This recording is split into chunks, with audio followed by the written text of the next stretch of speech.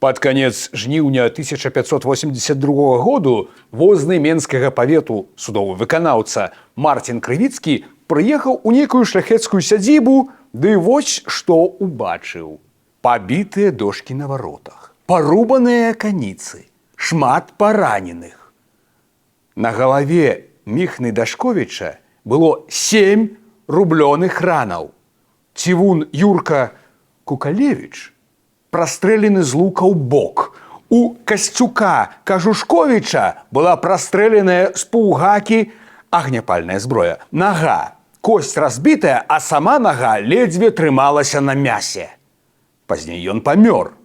Фёдар Пархімовіч ад цяжкіх ранаў сканаў тут жа пры возным. Што гэта было?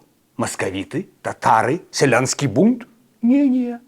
Мяне завуць Васіль Калач. Сёння пагаворым пра шляхецкі наезд або заезд. Фактычна спосаб самасуду ці суседскай вайны паміж землеўласнікамі, калі дзяржава стаяла недзе ў баку. З мяне расповед, ад вас лайк і падпіска. Гэта не цяжка.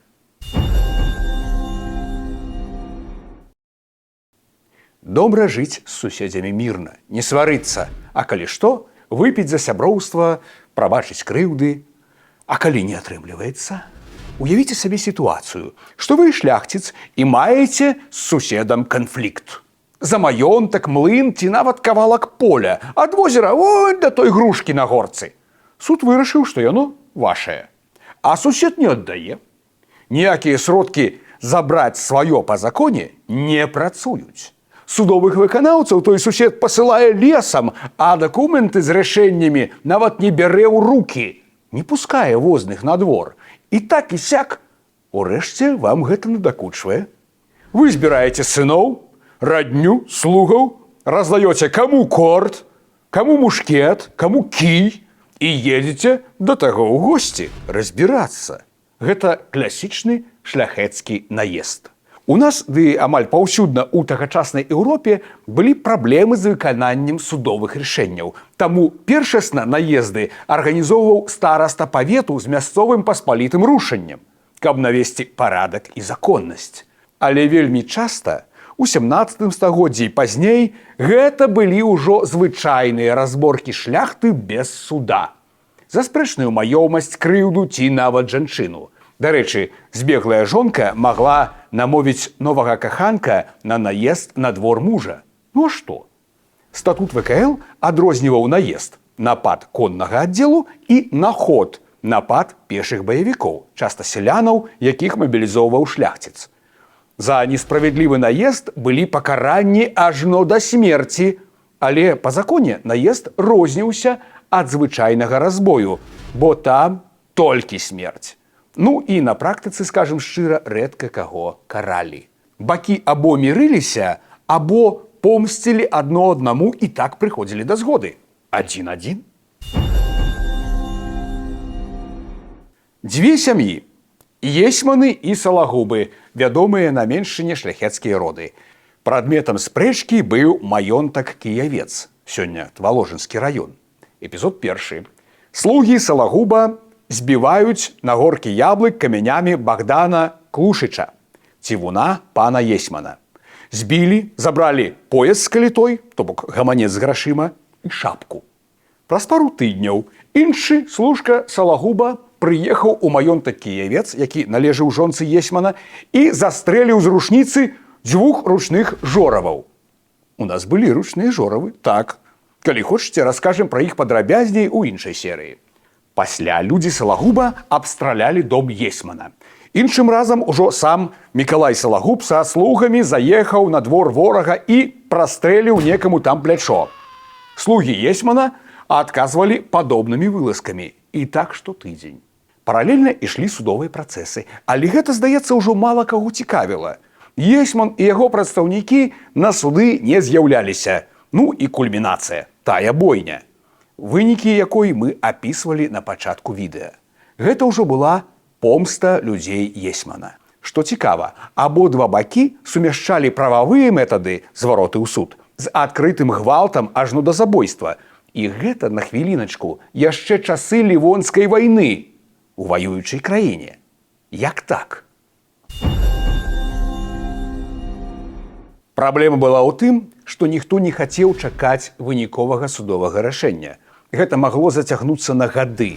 Тым больш, што нават пасля яго не факт, што ты адразу атрымаеш грошы ці зямлю, якая табе належыць. Так, у 17-18 стагоддзях наезд стаў звычайнай справай. Спрачаліся за зямлю пабудовы або нават за вырублены лес ці за вылаўленую ў ставе рыбу. Звычайна наезды старанна рыхтавалі, але бывалі і спантанныя акцыі. Скажам, на дарозе не раз'ехаліся прадстаўнікі дзвюх родаў – дамброўскія і рыбінскія. Ніхто не хацеў саступаць дарогу, дайшло да бойкі, а пасля дамброўскія наехалі яшчэ і на карчму рыбінскіх. Дарэчы, наехаць на карчму суседа, які табе не падабаецца – падвойная асалода. Спачатку выпіць, а пасля спаліць да д'ябла. Вядомыя выпадкі, калі карчму падпальвалі і ў ёй біліся да першай крыві. Але гэта ўжо іншае, пра дуэлі. Тэма на асобны выпуск. Наезд, як правіла, адбываўся ў дзень. Ніхто нават не хаваў твары, таму ў судовых скаргах пасля бачым пералік удзельнікаў. Наезд уночы лічыўся справай неганаровай. Затое вельмі эфектыўнай. Уявіце, што пад раніцу, калі сон наймацнейшы, на двор заязджаюць коннікі з палаючымі паходнямі, страляюць з мушкетаў, капытамі топчуць слугаў. Праціўнік найчасцей паддаваўся без супраціву ці уцякаў. Усё гэта тычылася не толькі землеўласніка і яго сям'і. Для жыхароў двара ці фальварка, слуг і сялянаў наезд быў бядой не меншай за эпідэмію ці вайну. Толькі здалёку, бачыўшы коннікаў суседа, сяляне ўцякалі з поля, кідаючы працу. Хаваліся па лясах і касцёлах. Корчмы пусцелі.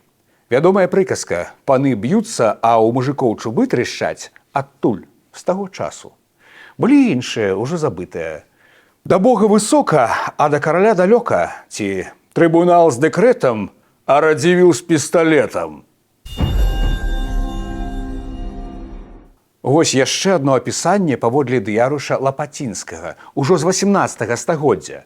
У наездзе на Зубаўшчыну каля Мсціслава удзельнічала больш 30 стральцоў, а слугаў больш дзесятка, разам 52 коннікі.